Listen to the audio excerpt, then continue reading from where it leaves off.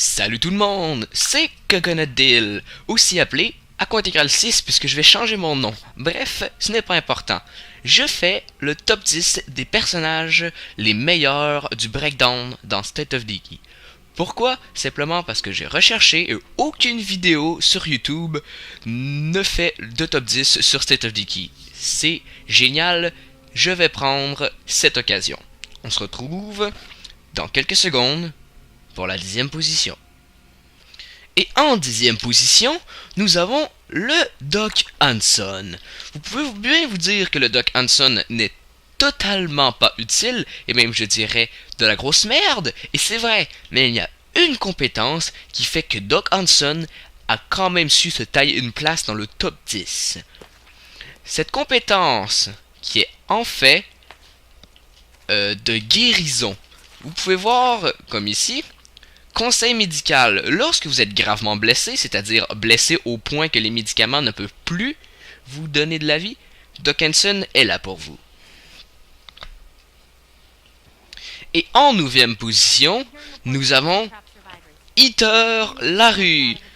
Comme vous pouvez vous en rendre compte, comme le Doc Hanson, elle paraît un peu inutile au départ. Mais sa capacité superbe, c'est que c'est le personnage de State of Decay qui a le plus de PV maximum.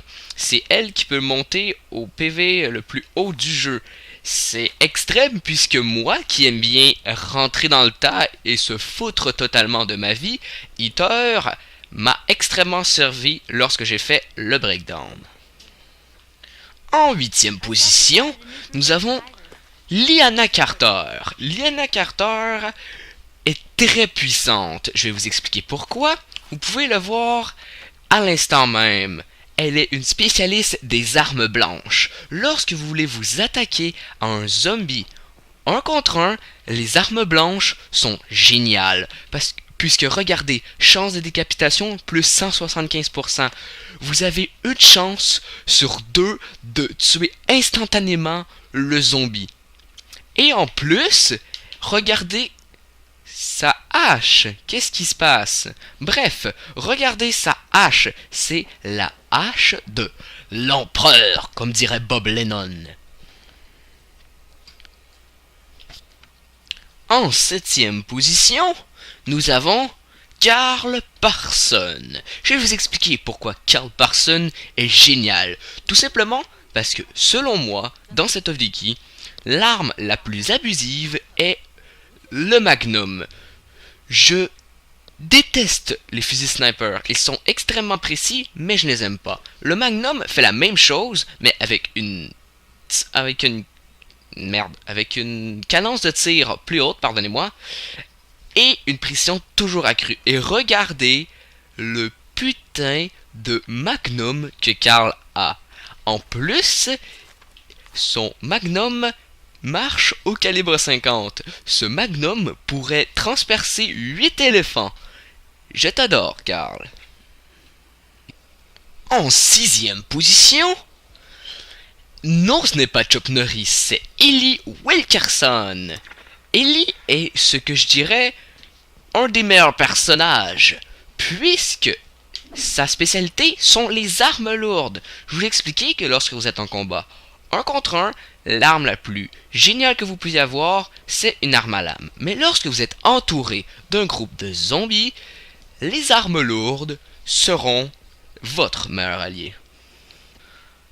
En 5e, nous avons Mickey Wilkerson. Il faut croire que les Wilkerson étaient faits pour cet apocalypse. Ils sont 3 et 2 sont dans le classement. Ouh, je vous gâche le punch, le dernier ne l'est pas.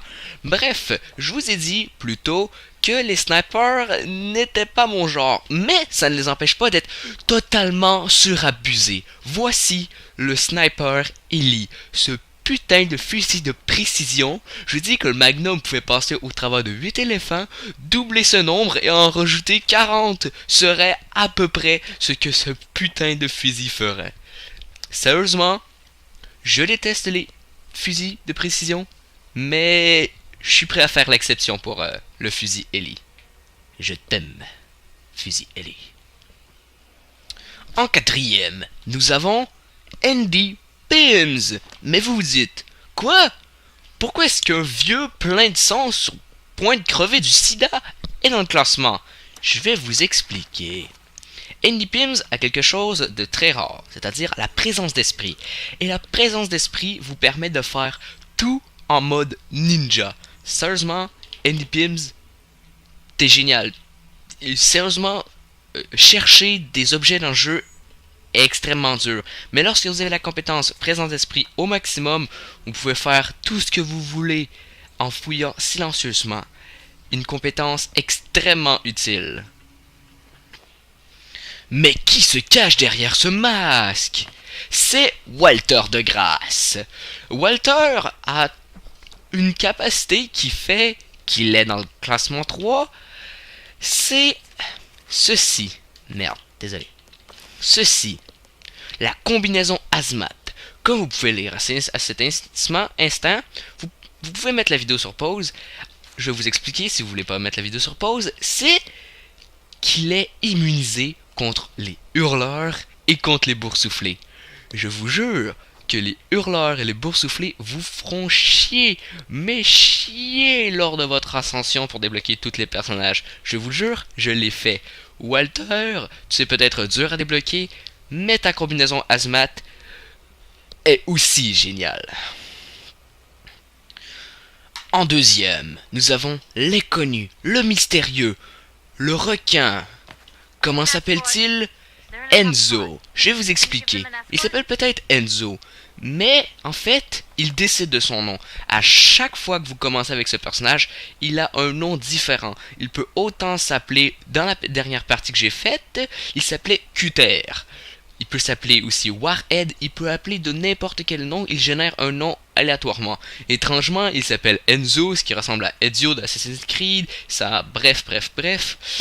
Ce personnage est comme le mort, puisqu'il a une présence d'esprit au maximum, mais sans les désavantages. Puisque le mort est alcoolique, sa présence d'esprit et tous ses combats sont affectés, l'assassin est le mort x2.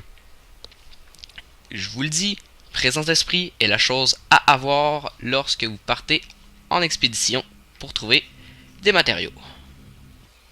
Le premier, le meilleur, le fantastique, c'est bien Léon Montagu, je ne sais pas.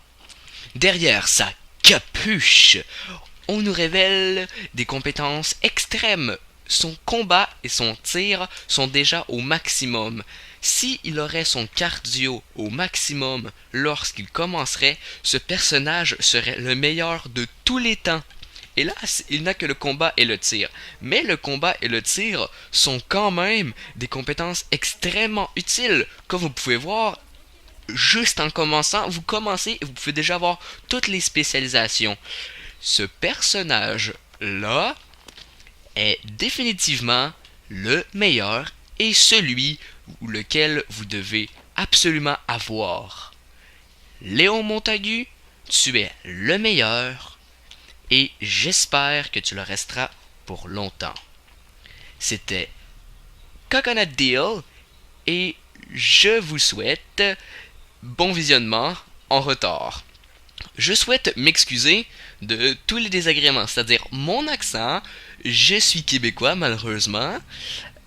Le problème avec le micro, comme si vous montez le son, vous avez sûrement remarqué qu'on entend un petit grichement. J'aurais dû faire ceci au début de la vidéo, mais j'avais peur de vous faire chier, donc je le fais à la fin de la vidéo, comme ça vous pouvez simplement terminer la vidéo et vous n'avez pas besoin de m'entendre.